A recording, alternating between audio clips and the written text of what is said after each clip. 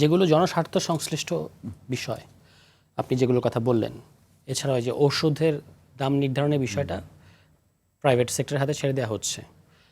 জ্বালানির কয়েকটা জিনিস আপনার এই শোনা যাচ্ছে যে বসুন্ধরা এটা চাচ্ছে, মানে সেখানেও আপনি যদি দেন তাহলে জিনিসগুলো কী দাঁড়াচ্ছে? মানুষের ভোগান্তি ছাড়া তার কিছু হবে না। আওয়ামী লীগ আমলে আমরা তো দেখেছি যে এগুলো যখন আপনার এই প্রাইভেট সেক্টরগুলোতে দেওয়া হয়, বিশেষত আমাদের দেশে কিছু ব্যবসায়িক গোষ্ঠী তো আছে যারা হচ্ছে লুটেরা ব্যবসায়িক গোষ্ঠী, তাদের কাছে যদি আপনি দেন তাহলে মানুষের কি নাভিশ্বাস সৃষ্টি হয় সেটা তো আওয়ামী লীগ আমল দেখে আমাদের অভিজ্ঞতা আছে। এখন বিরোধী দলের কাজ কি? বিরোধী দলের কাজ হচ্ছে জনগণের যেগুলো ইস্যু, যেগুলো জনগণের ভোগান্তি, সেগুলোকেই তুলে ধরতে হবে, রাজনৈতিক কর্মসূচি করতে হবে, সরকারের উপর চাপ সৃষ্টি করতে হবে, এটাই তার ম্যান্ডেট। প্রশ্ন হচ্ছে সচিবালয় ঘেরাও করে কি চাপ সৃষ্টি করা যায়? এছাড়া কি চাপ সৃষ্টি করার কোনো মাধ্যম বা উপায় নেই? সচিবালয় ঘেরাও করা যাবে না কেন? না, যাবে না সে কথা আমরা বলছি না, কিন্তু 5 মাসেই কি সচিবালয় ঘেরাও করার মানে উচিত অনুচিত এই জায়গায়? আমি মনে করি বিরোধী দল আরও আগে করা উচিত ছিল, যখন এই সংস্কারগুলো বাদ দিয়ে দেওয়া হয়েছে এবং আপনার অধ্যাদেশগুলো, গুরুত্বপূর্ণ অধ্যাদেশগুলো বাতিল করা হয়েছে। আপনি জানেন যে এনবিআর এর সংস্কার করতে দেয় নাই ওখানকার আমলারা, জনপ্রশাসনের সংস্কার করতে দেয় নাই ওখানকার আমলারা। তো এটা আরও আগে চাপ সৃষ্টি করার দরকার ছিল যে আপনার আমাদের সকল অনেক ভালো ভালো কাজ শেষ পর্যন্ত আমলারা ভেস্তে দিচ্ছে এবং তারা একটা পার্মানেন্ট সেটেলমেন্টে থাকে সবসময়। সেটা বহু আগে আপনার আহমদ সাবা বলে গিয়েছিলেন যে এখানে সরকার পরিবর্তন হয় কিন্তু আমলারা হলো স্থায়ী সরকার, কাইন্ড অফ এরকম একটা কথা বলেছিলেন। এবং আপনি দেখবেন যে গণঅভ্যুত্থানের পরে পুলিশেরও কিছুটা রিয়েলাইজেশন আছে অনেক জায়গায়। আমরা তো পুলিশের সাথে কথা হয় আমাদের বিভিন্ন পর্যায়ে, তারা কিন্তু আমাদেরকে বলেন যে তাদের একটা রিয়েলাইজেশন আছে এবং এটা তো সত্যি।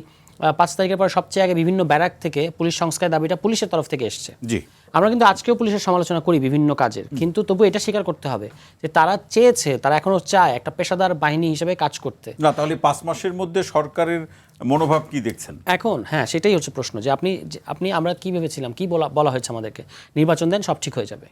আপনি একটা নাজুক পরিস্থিতিতে দায়িত্ব গ্রহণ করেছিল অন্তর্বর্তী সরকার, তাকে আপনি একদিন স্বস্তিতে থাকতে দিয়েছেন। ভুতুরে আন্দোলন হয়েছে 5 শতাধিক বা এরকম 3 শতাধিক, এবং সেগুলো কারা করেছে, সেই ইস্যুগুলো কোথায় এখন? সেগুলো কিন্তু এখন দেখা যায় না, সেগুলো নিয়ে রাস্তায় কেউ নামে না। বিরোধী দল বরং কারা করালো এই আন্দোলন?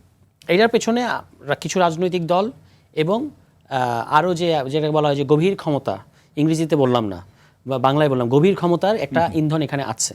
দেখুন, এটা খুব পরিষ্কার এভিডেন্ট, বোঝা যায় এই আন্দোলনগুলো এখন কোথায়। হঠাৎ বাংলাদেশে সাদা পতাকা দেখা যায়, হঠাৎ কালো পতাকা দেখা যায়, আবার দেখা যায় না, এখন কোথায়? আবার ধরেন হঠাৎ আপনি দেখবেন বাচ্চাদের হাতে, স্কুলের বাচ্চাদের হাতে, ওরা বুঝে না বুঝে ওদের হাতে এগুলো তুলে ধরা হয়। এবং আমি নিজে এগুলো এই ধরনের মিছিলের ভেতরে ঢুকে জিজ্ঞেস করেছি যে মানে আপনি দেখবেন এই ধরনের একটা মিছিল, হ্যাঁ, বলা হলো যে আমরা মহানবী সাল্লাল্লাহু আলাইহি ওয়াসাল্লামের যে অপমান সেটার জন্য নেমেছি, খুবই ভালো, এটাতে কোনো অসুবিধা নেই। কিন্তু এর মধ্যে থাকবে 2-1 ওই মানে কি বলে এজেন্ট, যে হচ্ছে বাচ্চাদের হাতে এই পতাকাগুলো, তারা তো কালেমার কথা জেনে ধরবে এটা, কিন্তু আসলে তো এর পেছনে অন্য রাজনীতি আছে। এগুলো হঠাৎ দেখা যায় এবং এটা খুবই সন্দেহজনক। এবং বাংলাদেশে আপনি দেখবেন না, বিএনপির যখন ক্ষমতায় ছিল এর আগে অতীতে 2001-06, তখনও এগুলো এই যে হঠাৎ করে সিরিজ বোমা হামলা, হঠাৎ করে এগুলো হঠাৎ প্রাদুর্ভাব ঘটাটা খুবই সন্দেহজনক।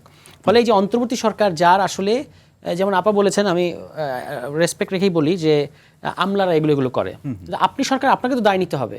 অন্তর্বর্তী সরকার তো একটা 5 মাসের মধ্যে, সে তো স্বীকার করছে, মনিয়াপা স্বীকার করছে, কিন্তু 5 মাসের মধ্যে সবকিছু একেবারে সংশোধন করে সঠিক ধারায় নিয়ে আসবে, সেটা কি সঠিক সম্ভব? ধারায় মানে কি, গণঅভ্যুত্থানের পরে আপনার সেই আমলা যদি হয় অন্য কোনো সরকার যদি মেন্টালি রেখে যাওয়া আমলা, না, আপনি তো চেঞ্জ করেন। আপনি তো আওয়ামী লীগের রাষ্ট্রপতি চেঞ্জ করতে চান না। আপনি যে আমলাদের যে না, সেটা তো অনেক কাহিনী আছে, অন্য আলাপ। কিন্তু আমলাদের ব্যাপারে আপনি কি কোনো শ্বেতপত্র জাতির সামনে হাজির করেছেন, যাদের খুব মানে পরিষ্কার রাজনৈতিক ভূমিকা ছিল গত 15 বছর? তাদের ব্যাপারে কোনো শাস্তিমূলক ব্যবস্থা আপনি দেখেছেন? তাদেরকে পদায়ন করা হয়েছে বিভিন্ন জায়গায়, এগুলো নিয়ে পত্রিকায় রিপোর্ট হয়েছে যে পিএম অফিস থেকে শুরু করে বিভিন্ন গুরুত্বপূর্ণ জায়গায়, এমনকি যে সকল কিছু নির্বাহী ম্যাজিস্ট্রেট যারা গুলি চালানোর নির্দেশ দিয়েছে, তাদেরকে আবার গুরুত্বপূর্ণ জায়গায় পদায়ন করা হয়েছে, প্রমোশন দেওয়া হয়েছে। তাহলে সেগুলো তো এই সরকার করে যাচ্ছে।